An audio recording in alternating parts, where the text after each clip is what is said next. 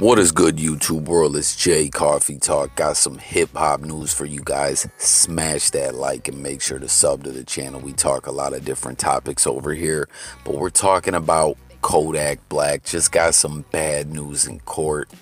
I guess we could say he took a L. What's going on is, there was an appeal in place, that could have got him a reduction on his sentencing, and I'm gonna break it all down for you guys. It's kind of a tricky situation. Now, first off the rip, we know Kodak Black is serving a 46-month sentence, which is 3 years and 10 months in the feds.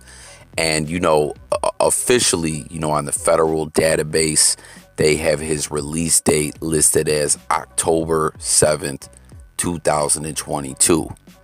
Now, keeping up with this man's legal situations is something else. You need a flow chart, a Venn diagram. I don't even know. You need something. This guy constantly got in trouble from the moment he got in the game. You know what I mean? The second, it's always crazy with a lot of these artists. You know what I mean? I'm not trying to knock them or criticize them. I don't judge people. You know what I mean? There's money in the streets. Sometimes people's life, they end up going down that path. It is what it is. You know what I mean? But the streets have an expiration date. It's not something you do forever. You got to get up out of the game at some point and advance your life. You know what I mean? So the second you get that viral hit or labels start coming looking at you or whatever, it's clear that you're advancing, you're going to get money off the rap game, the type of money you can live off of. You got to start adjusting your life. You know what I mean? And Kodak Black never really did that. This guy caught cases, did a lot of little bids in jail, and, never really seemed to clean his act up. There was one period of time, maybe 6 months to 10 months or so, Kodak seemed to have turned over a new leaf, but, he ended up getting in trouble again. You know what I mean? So it was inevitable that at some point, this guy, was going to be one of these rappers who are in jail serving a bid. And it's a damn shame, honestly, you know what I mean? But at the end of the day, I don't really feel bad for Kodak. He kept going down this path. He kept getting in trouble. And, he became a public enemy, I guess we could say, when it comes to rappers. He was one of the rappers that was being watched by law enforcement, and they were like, we got to get this dude up out of there. Everything he did was up under a microscope. And if you recall, what he is serving this bid for is when in Florida, with gun laws, I'm not going to describe it all, go down that whole situation. But basically, he was applying for weapons when, to buy some weapons, a certain kind of permit or whatever, and he had no business doing so because of his, criminal history. So he ended up catching a Fed case over this. And like I said, got hit with a 46-month bid. Now, Kodak also had another case up at the border. This isn't even all the cases, you know what I mean? And these are just the ones that he had around that time. When he caught this case, he also had some more weapons charges, which just got thrown out. He had some Florida, a state case, not a federal case, weapons charge, where they threw that one out recently. It got dismissed, so that was a W for him. The ones up in upstate New York by Canada, the judge ended up giving him a year, I believe, or something like that, and they're gonna run it concurrent. He was getting some good news. Now, he also had a case I'm not really going to elaborate on, but it was some very, very foul allegations. Now, that case seems to have kind of disappeared from the news. I don't know exactly what the outcome of that one was, but that's what I mean with Kodak Black, man. Even if your job was just to follow all his criminal, arrests and cases he's got going on, it's a lot to keep up with. And it's just a damn shame when this guy's got, the life, the opportunity, you know, to make money in the rap game, that he finds himself in this situation. So at the end of the day, Kodak's really got no one to blame but himself. But getting to this appeal that Kodak Black lost, what was going on, it's very, very tricky. In this federal case, right, where he got this 46-month bid, okay,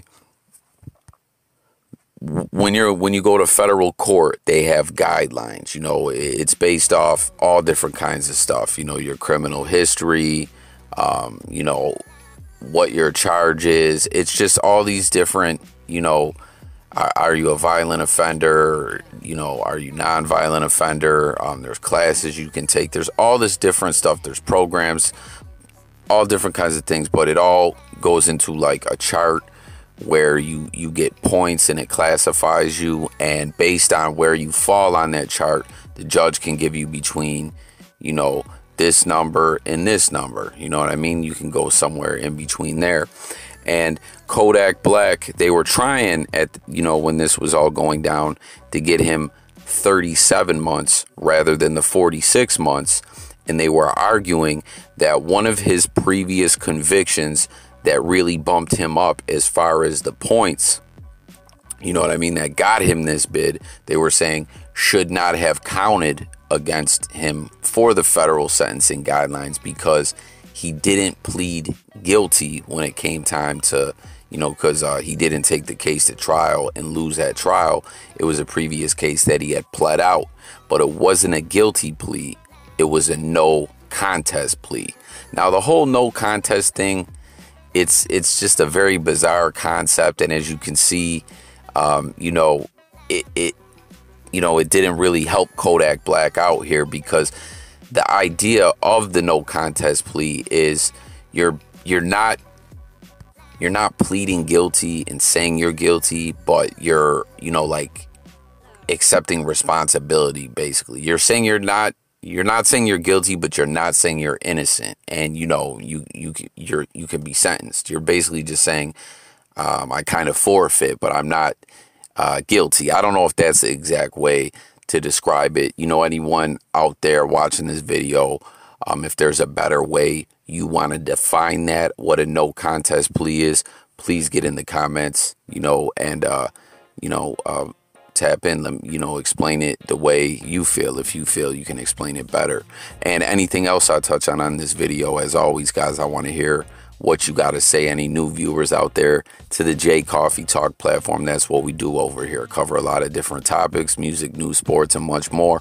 And I want to hear from the people, so make sure to tap in. But getting back to what I was saying, the whole idea is you're not saying you're guilty. You know, it's a whole bizarre concept, as I said.